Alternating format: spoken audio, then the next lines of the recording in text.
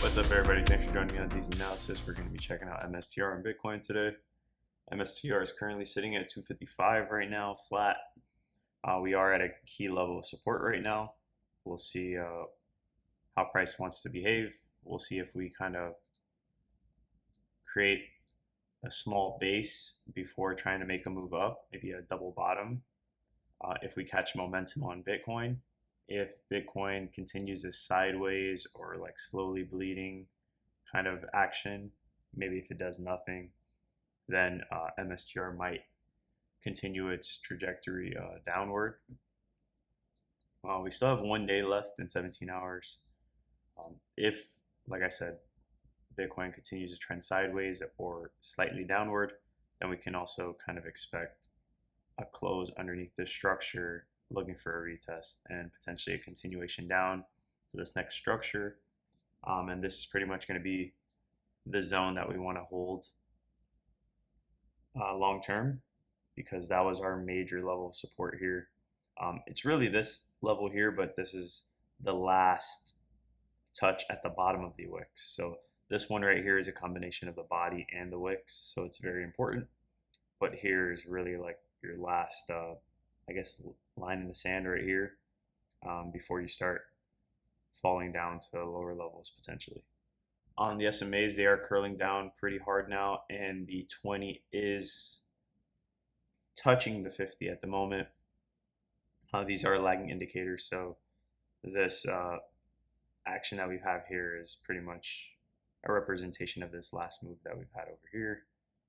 On the daily, we're kind of in the same position where we have all three of them just pointing downward, and we've kind of just been riding the 20 SMA pretty consistently. I wouldn't be surprised if we do get some kind of retest of the 20 SMA to determine if we want to actually break it and use it as a floor, or if we're actually just going to continue this trajectory downward like we have been in the past. As you can see, we've bounced off of it multiple times and have continued the move down. Even after breaking and holding above it, we've ended up bleeding back underneath the 20-day SMA. On the weekly Bollinger Bands, we are at the bottom band right now, and we normally don't spend too much time on the outer bands. We usually have some kind of move back upward before continuing to hug the band. So we'll see if we get some kind of a relief. And on the daily, we're kind of in the same spot as well, just sitting on the bottom band. After getting a close outside of it, we close back inside, and then we're still practically on the band. Global liquidity has been kind of cooling off, trending sideways. This is the 12-week on global liquidity. Like I said, it's trending sideways, but we'll see if we start to get a major spike depending on what the Fed decides to do.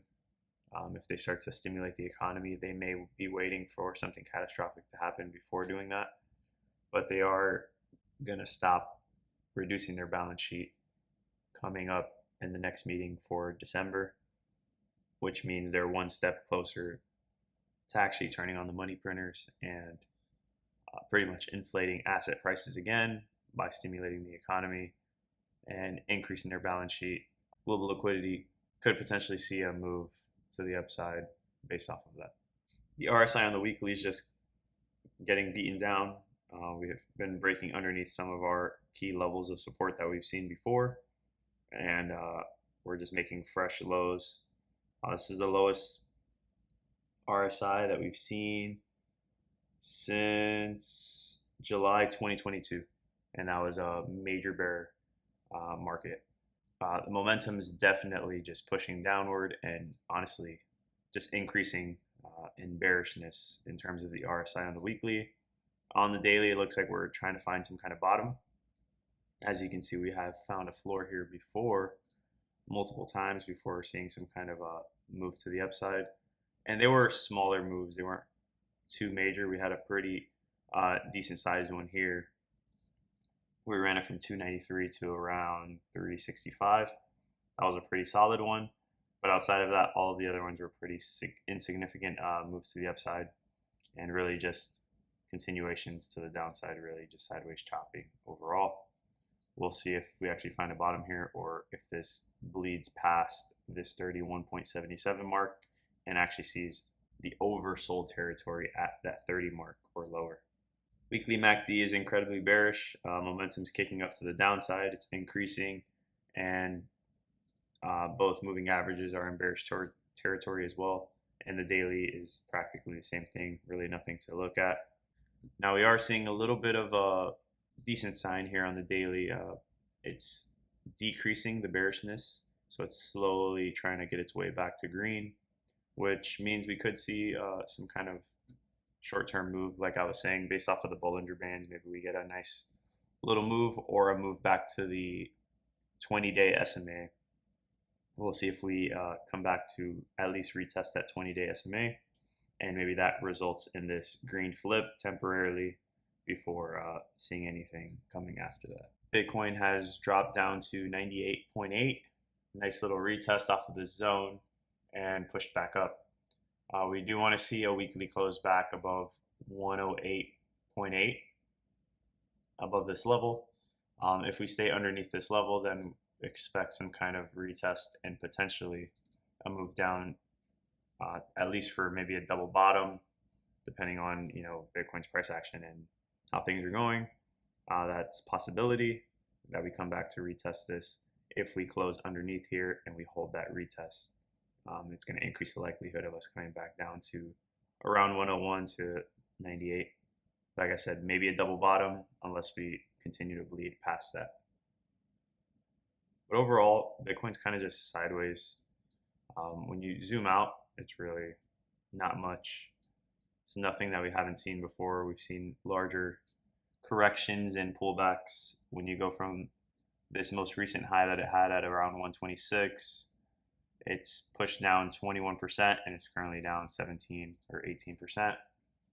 Nothing out of the ordinary. You can see even when we were over here in March 2024, we had a push down to 34, and we spent most of our time, 20% down, 16% down before actually breaking to the upside. Same thing over here. From that 109 mark, we dropped 31%. We spent most of our time somewhere in this 16% before actually making another push higher. So maybe that's something that we're going to see again. We'll see if we actually make our way to this dotted line here, the midline of the channel, which I'll draw out here. And maybe that's where we'll get our top after we have seen, multiple times that we've seen resistance off of this level. So it's going to be a key factor once we reach that point. Expect resistance there, potentially top of the cycle. We'll see. Like I said, with the Fed, if they inject the economy with a lot of liquidity, it could get assets really inflated before seeing some kind of a downturn. Now it's MSTR divided by IBIT. It's kind of in the same position that we were already talking about. The monthly has closed underneath this structure, so we're looking for a retest. So maybe MSTR slightly outperforms temporarily for this retest and then continues to underperform Bitcoin. That's kind of my take.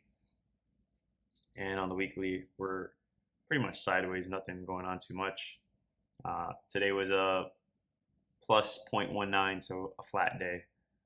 Nothing really to see here, just continuous underperformance versus Bitcoin. And we'll try and create a trend line. Maybe we come back for a potential retest, or we go sideways, then retest and continue down.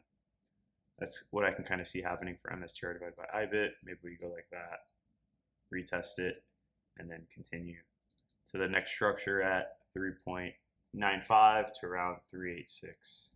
Be on the lookout for that. So if you see a retest of this trend line, if that even happens, expect a sharp move to the downside, which means MSTR will severely underperform Bitcoin after coming into contact with this trend line, if we even come into contact with it. Here on the dollar, this is something we were talking about a while ago, with this major upward sloping trend line inside of this large channel established back in 08. multiple touches acting as support. We've slightly deviated underneath it, but overall acting as support for the most part. After touching it, we said if we do break underneath it, it'll probably be short-lived. And right now it looks like it is just that. We'll see if we actually break back underneath again. But it is pushing back up, and we actually have broken back above 100 on the dollar. If we see a significant rally in the dollar, then expect some kind of weakness in all risk on assets. That's just my take. We can still push up on the dollar, and risk on assets will still continue to do well. But if we see a major spike, then expect some kind of downside. So like if you overlay the S&P 500, for example, maybe we can get a couple views here, how they kind of do the opposite sometimes.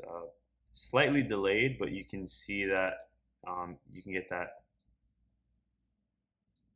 So as you get this push up here on the dollar, you see the S&P 500 starts to just trend sideways and kind of have a fall off a little bit.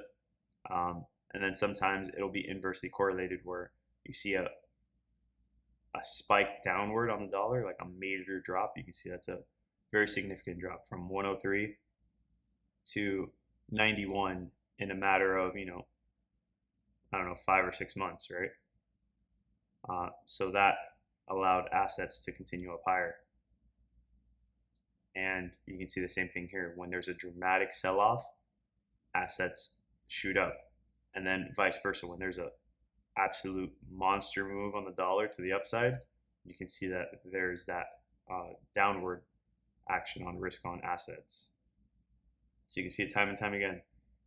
Sharp move down, you can see assets started to push back up. And right here, sideways action, so there's really no comparison. And then we had a very, very steep move to the downside, and then we got that nice spike on the S&P 500. So back to my point of what I was saying, if we kind of like slowly chop, nothing too crazy, our way up, assets can probably continue to increase. But if at any point we see a move where maybe we chop a little bit and then we see a significant rally up on the dollar, expect the S&P 500 and all risk on assets to see some kind of correction. That's just my take on it. You guys let me know in the comment section what you think. Drop a like, subscribe, and I'll see you guys in the next one.